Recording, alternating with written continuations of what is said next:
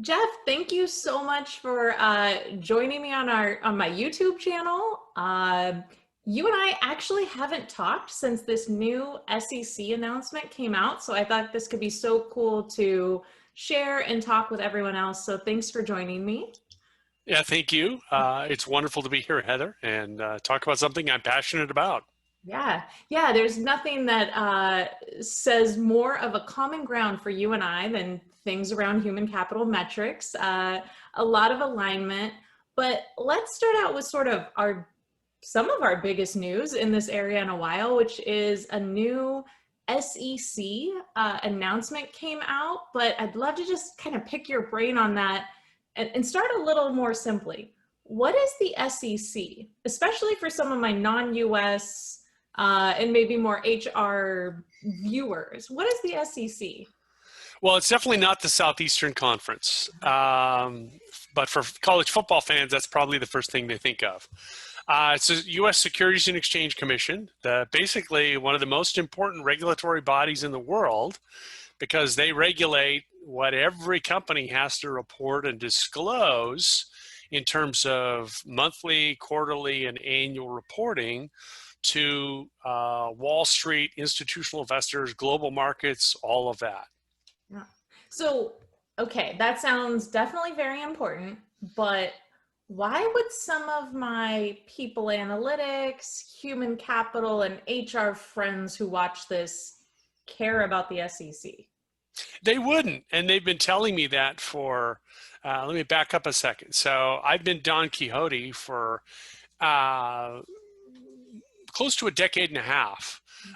Originally was a practitioner doing this, and I went to backstory, crossed from finance to HR, which you know well, Heather. And when I got to HR, because of my financial and accounting background, I said, "Where's the HR standards, manual, guide, or book?" And they said, "Oh, you mean the employee manual?" And I'm like, "No, I don't really want to know how many days off I get or what the benefit policies are.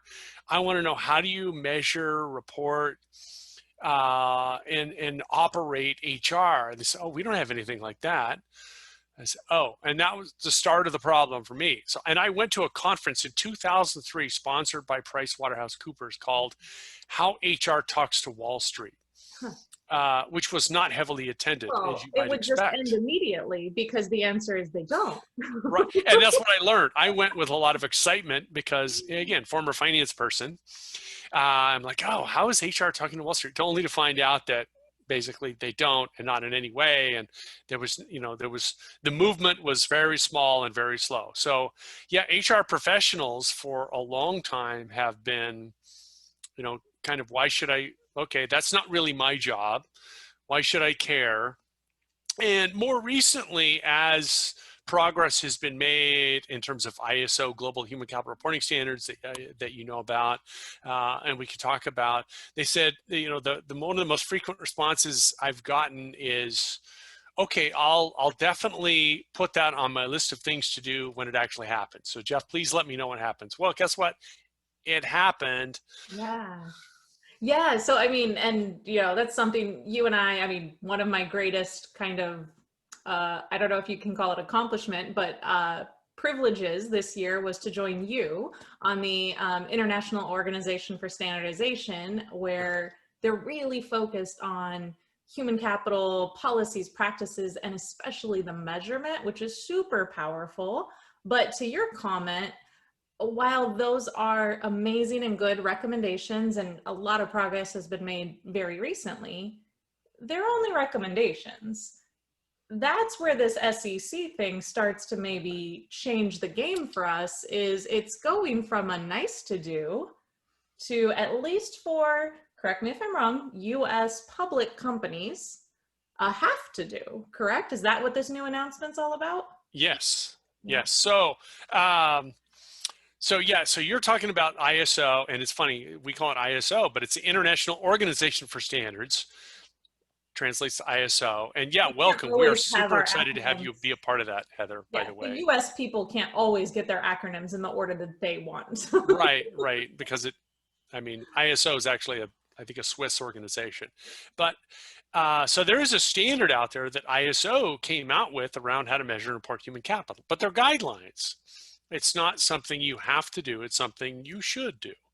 That said, a lot of countries, a lot of companies outside the US have been working on being compliant with that standard because they want to be in the age of diversity and inclusion, COVID-19, when it's, it's an employee crisis, not a financial crisis that we're going through.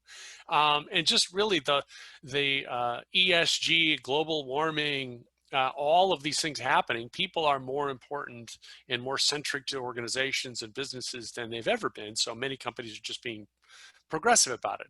Still, in the US, for anyone who was unclear, the US has been a laggard. We've been literally near last in terms of disclosure requirements among major countries in the world. There are a few countries that require less, but not many. The EU requires a lot more. A number of Asian countries require more.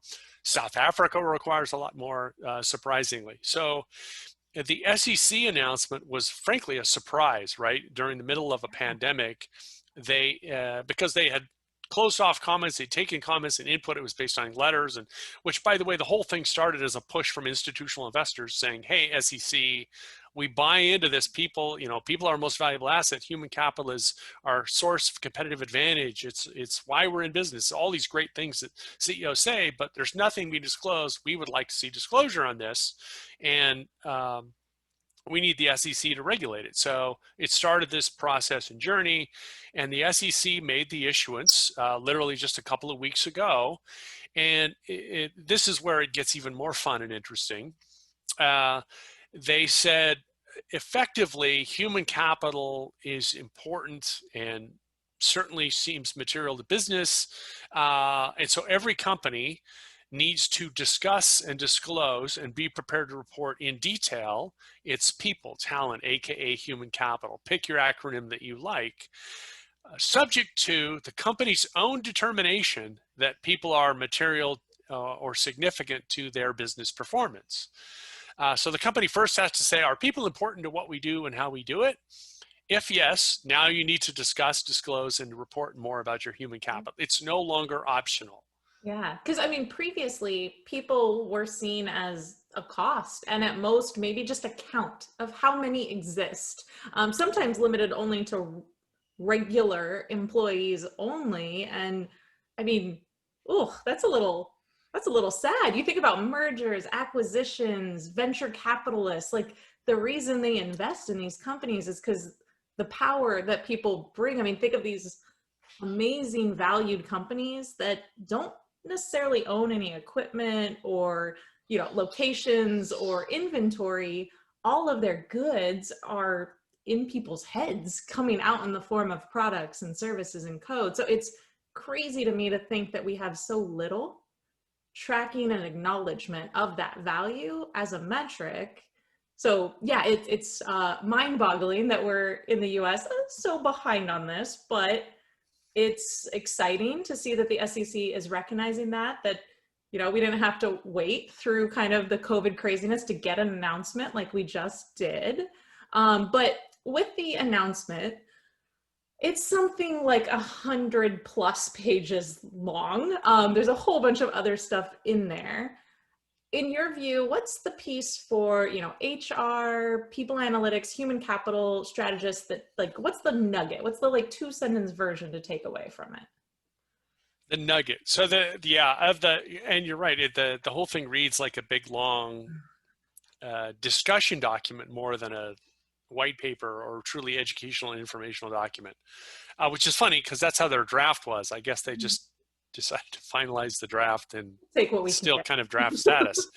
But the golden nugget would be, assuming that your organization makes the determination that people are material to your business and business performance, right? I would argue companies could take the high road or they could take the low road. The low road is, OMG, we don't want to disclose this stuff, or we're not ready. Let's just say people aren't really material to our business because, hey, we've never been using any HR metrics to really manage our business anyway, other than cost. So, why should we disclose anything? And by the way, we can go into greater depth, but that's a minefield. And I'll explain why the low road, you know, as it always is, it's very appealing in the short term, but very dangerous in the long term. And the high road would be, I think, a lot of the organizations that are already disclosing a lot more than what the SEC requires. I mean, 85 or 90% of all S&P 500 companies already disclose diversity and ESG metrics that aren't SEC requirements. So from a sustainability and a PR and a community, a stakeholder standpoint, most of the leading organizations in the world are already disclosing more. So now they're just going to need to up their game, a little more. And in that sense, those that take the high road, they're going to have to figure out what to disclose, because the gist of the 100+ pages is that the SEC says human capital is important. In fact, the SEC chair himself says he never actually met a company for whom human capital wasn't material. Yeah. So exactly. even though he said, okay, you companies have to make your own determination, but by the way, I never saw a company for whom people weren't a significant part of your business performance and critical to your value creation process. So that, by the way, that's part of the minefield and the trap. If you say that, now what happens? What are they going to do? Run over and muzzle the CEO if he says, our people are our most valuable? Quick! So no longer in the earnings call, if you say people don't matter, CEO can't say anything like that. Yeah. Oh, we're working hard on our diversity. Oh no, no diversity. You can't talk about that anymore, because why would you expend all that time and even bother telling people on a quarterly call or include it in any of your reporting your diversity if people aren't material to your business? You're just wasting money from your investors. So it's going to be hilarious to see how some of the companies probably try to talk out of both sides of their mouth. Right? Oh, are people the most valuable asset? But we don't see them as material from a disclosure standpoint. Really? And guess who's going to be swinging the axe is going to be institutional investors. And quite frankly, maybe even shareholder advocacy groups. So they could end up getting some lawsuits coming at them. But the high road, arguably, many companies are already on it. They're just going to need to up their game. They're going to just have to figure out what to report, because the SEC in all those pages, they said, okay, people, human capital, talent is generally perceived, widely agreed to be critical to business performance. However, they didn't tell you what to report. There's no actual metrics recommended anywhere in there for you to report, which is confusing, creates uncertainty, and in my sense, what that is going to lead companies to is fear. What are we going to report? How are we going to report it? Now, you could also take an opportunistic approach. Say, we're going to report things like turnover, our employee turnover, but we're going to define our employee turnover as in our own positive light. Whatever. Only those people who left us on bad terms, because if you retired or you passed away or something like that, we don't count that as our turnover. So, which, by the way, that's also going to get them into a lot of trouble. Say, why are you counting it that way? Can you show any normative figure? No, of course not, because they're making up the metrics as they go. Yeah. So if I'm hearing you correctly, I mean, in a way, this announcement on one hand is sort of put your metrics where your mouth is. Meaning, if people are really your most valuable asset, like we so often hear, show it to us in the way you value and evaluate your organization. But then on the other hand, this loose guidance might provide opportunities, but has some potential for inconsistencies and other issues that we might have along the way. Oh, absolutely. Absolutely. So it's going to be a bumpy ride. And it's really, I would call this the start of sort of, and many HR professionals may not know what this relates to, what we call the Sarbanes-Oxley moment for. And that was legislation that Congress passed based on Enron, for those, if you kind of date yourselves, a company called Enron out of Texas that was caught manipulating energy futures to manipulate the market to make huge profits. So basically some very naughty stuff. And their auditors at the time, a company called Arthur Andersen, which no longer exists, they basically went out of business as a result of the scandal. So effectively it was a series of corporate scandals. That was just one, but there were several, led to new legislation around compliance that effectively said, and I can summarize all the different legislation in a lot of ways, that when the CEO and CFO sign on the bottom line around the financials each quarter and each year, they are sort of signing away some of their rights to a defense if they knowingly omitted or any of the information is knowingly incorrect. It's easier for the SEC, the Justice Department, audit functions to actually throw them in jail. So they, so to speak, sign away some of their rights. So it was a very scary time for CEOs who are used to not having to worry about that going forward. And for also for those of you from HR, a horrendous amount of money was spent on by companies to become more what they call Sarbanes-Oxley or SOX compliant, because they were all worried about, oh my God, we're doing all these things wrong. We've got to clean up our systems. We've got to be better at reporting and measuring and doing all these things. Will that sound familiar? Yeah. That's what's going to come for HR. I don't think it's going to be quite the tidal wave that Sarbanes-Oxley was, but it's probably going to be, think of all the companies, especially HR, standing on the beach and the tide coming in. So you think you're on safe ground, but it's just sand, and the water's going to be at your feet and then your knees and then your hips before you know it. So now is the time to start getting your systems and your data clean and ready to do this. Yeah. It's funny, I've had a couple other YouTube videos talking about new regulations or legislations. And part of the reason I like to share these things is sort of a heads up to my friends out there, which is, hey, this is your moment to get ahead of it before it comes and knocks you out, because this is going to have a tidal wave effect. Some, unfortunately, learnings might come through bad outcomes. I'm just hoping that maybe my friends won't be among those who learn the hard way. Right. But you do this stuff. So this is what you focus on. This is what you do. How do you help companies prepare, or what would you tell other people to prepare, especially to address, what if they don't know what to measure or how to start or where to begin? Like, what would your advice be, or what do you do when you help people with this? Okay, yeah, great question. So kind of two-parters. So let me talk about what I would advise companies do, and then two, kind of what I do. This is for those who are perhaps less wrapped in fear, and by the way, perfectly legitimate to be a little concerned or scared. That's okay, right? Some of the best singers and performers do great when they get nervous.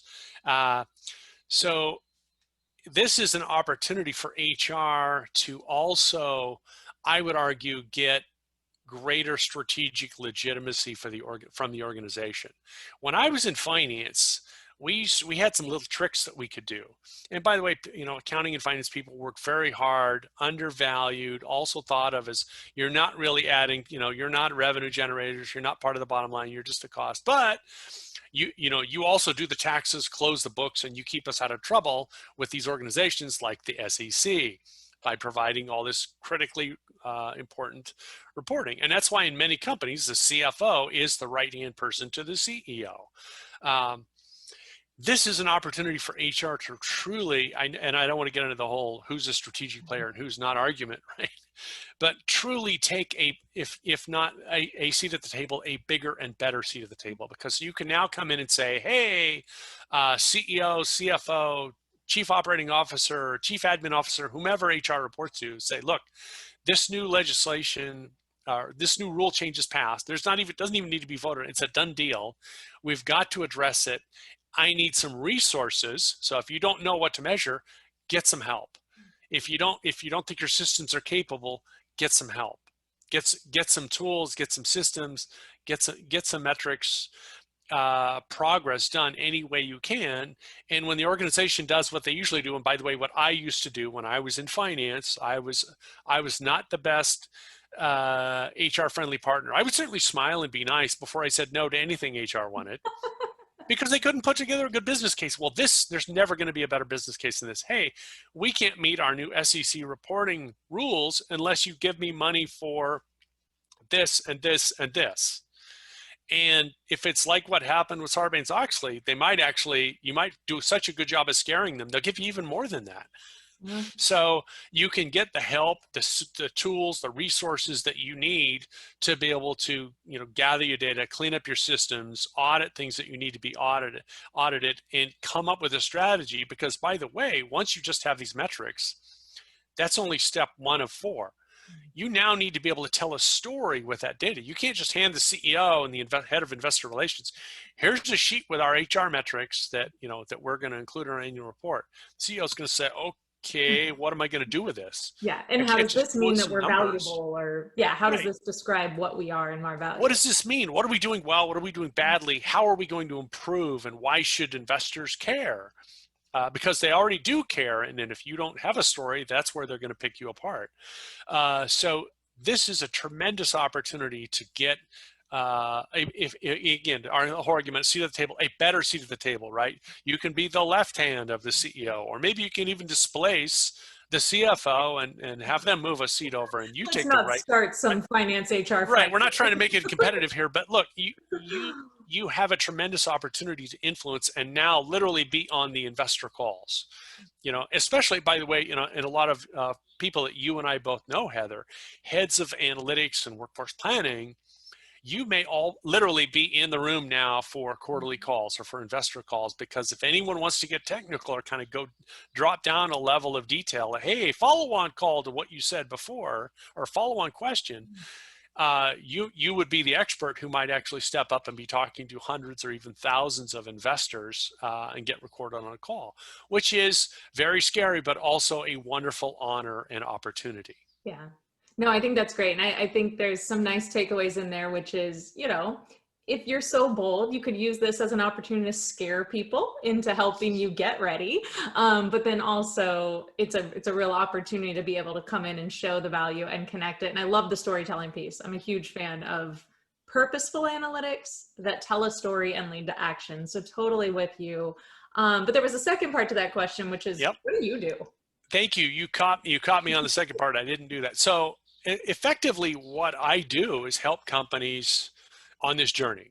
So whether it's coming in and recommending, just assessing where their systems and data at, how advanced are you in your metrics reporting and analysis, and what can what are there some low-hanging fruit, some quick wins, things you could do to improve. Helping organizations come up with a scorecard, doing benchmarking of where you are on some metrics that are relatively common and some that are perhaps not so common. In fact, we've done a lot of work around what we would call workforce productivity. Interestingly, and by the way, that's one of the key metrics. I would argue it is the most valuable metric in the ISO standard, and I would suggest it's a great metric to disclose in the SEC as part of the SEC reporting and compliance, because at the end of the day, that's what investors care about. But what drives better productivity? Well, guess what? Better diversity, better leadership, highly engaged workforce, improved culture, great talent and recruiting and retention and development practices. This is all the stuff that drives it. And so it's funny how I seem like this old finance stodgy numbers guy, but I'm actually a closet idealist, because amazingly doing the right things for your workforce has a great ROI. It's just that organizations have never been very good at measuring and linking it to show that. And so putting in some of those productivity metrics drive, then, once you have management, and that's an easy sell for management. Hey, this is our return on workforce for every dollar invested in workforce. Ooh, that's good. We should have that. And now how do we improve it? Now you've got them asking you the right question. Oh, we need to improve our diversity. Oh, we need to improve our culture and engagement. Oh, we need to improve our talent attraction and retention, because that's going to drive this. Well, show me how. Oh, well, here's a study that shows that more highly engaged workers deliver better service, et cetera, et cetera. So there's actually a fair amount of work on some of the individual items, but now you've got kind of the end of the metric, that kind of the mouth of the river, to help you drive all the way up to the source to figure out how can we dramatically improve our workforce, and all the things that we're doing that we know are valuable and HR knows are valuable. You can now prove it, and arguably once you can prove it, you can make that business case to shut up the CFOs like me, who still exist in many companies today, who are all about cutting your budget instead of giving you budget. Yeah, and what I love about that too is you're calling out sort of the productivity and the powerful benefits of all of our talent activities, but they're circular. like giving the credit to the impact of diversity and engagement and all these productivity factors helps increase the productivity and the outputs for the company, which helps invest more into things that the employees value and need and want, and build a better workplace, which increases productivity, which increases the ability, and it just can keep, really going. So it has such a potential to not just be a number, not just be a metric behind this important thing, but to be a catalyst for this cyclical growth. It's a virtuous cycle. We've actually seen cases where improving workforce engagement and productivity outperforms automation. So automation, you get a one-time bump. We can go from here to here. But if you can improve your workforce productivity through kind of doing everything right, and great leaders, by the way, are good at doing more of the things right, you can get those 3, 5, 7% productivity gains year after year after year after year until you're well ahead of your competition. And people are saying, how do you do what you do? Oh, we just treat people right. You make it sound super easy, but you've been working hard at it to get there. And by the way, another call out is, so I'd be amiss if I didn't at least mention, we have a software tool that actually can help companies get compliant right out of the gate. They just give us their data, we can calculate the metrics, and they can get to a level of compliance and insight very quickly. Yeah, and I think that's actually interesting, because I spend a lot of time with people learning analytics for the first time, and I try to explain, you don't have to be some statistician or some data scientist to do great things. And quite frankly, the SEC is not going to care if you like or don't like analytics when they come asking. But there are enough tools, there are resources, there are ways to leverage this so that you can keep doing whatever it is that you're great at. Maybe you are all about employee engagement or learning and development or recruiting or whatever your special sauce is, but the analytics can help you get the attention credit that you deserve for what you bring to the organization. And also there are tools, there are resources, there are, new standards coming out that can help set it up. So I always try to tell people, don't be too scared if you yourself have never dove into some of these analytics. There's people like Jeff and many others, and I teach a lot and things like that around how to just get there. So it's not as scary or as amorphous as some people might think that it is. Yeah. Oh, absolutely. Absolutely. And it really, analytics metrics is all about proving to the business things that HR professionals often already know have an impact. We've helped organizations that, grow 80% of their own talent define and quantify how much money they're actually saving the organization, because build is usually cheaper than buying talent. So if you're doing a great job of building and growing talent, you're adding tremendous value to the organization, the bottom line. But guess what? You're also doing yourself a gross disservice by not quantifying that to show the business just how much value you're adding literally to the bottom line. And guess what? The best success stories we've often seen in analytics, everyone fights over credit for who was the brilliant one who thought about or started some of these journeys, whether it was some brilliant insight you came up with in your recruiting or your internal career development practices or your performance or your pay for performance, anything. Once you find something that works, everyone fights over whose idea it was. But hey, if you're in it, and by the way, if you're HR, you're probably not going to win that fight, but that's okay, because at the end of the day, everyone knows who to come to for the next great insight to fight over in terms of big positive impact to the business. And that's you in HR, because you're the stewards who own the sandbox that is this most valuable asset, people and talent. Yeah, no, I love it. Well, Jeff, you and I are both big fans of, human capital, people as an asset, as a rare, resource that brings so much value and stuff. So when this announcement came out, I couldn't wait to talk to you, and I'm so glad you let me record it for the sake of this video. But thanks for sharing. I'll put links down below if anybody wants to reach out to Jeff. But this is a big day for us human capital nerds. This is human capital nerds. Yes. Yes. So congratulations to us and everybody else out there who's focusing on showing the value of human capital. But thanks for sharing your insights and your thoughts along the way. It was really helpful. Thank you so much for the opportunity, and hopefully it's going to be a wonderful journey for all of us in the future. In fact, I predict that, at some point 10 years, 20 years down the road, people are going to be asking, how did companies operate without, good HR and people reporting and measurement and disclosure practice. There must have been a lot of unethical stuff going on. And we're all going to be like, you know, how do we answer that? These are the, yes, no, we don't know. these are like our dark days. Yeah, those were the dark ages of companies and reporting. Well, thanks so much, Jeff. I really appreciate it. All right, bye.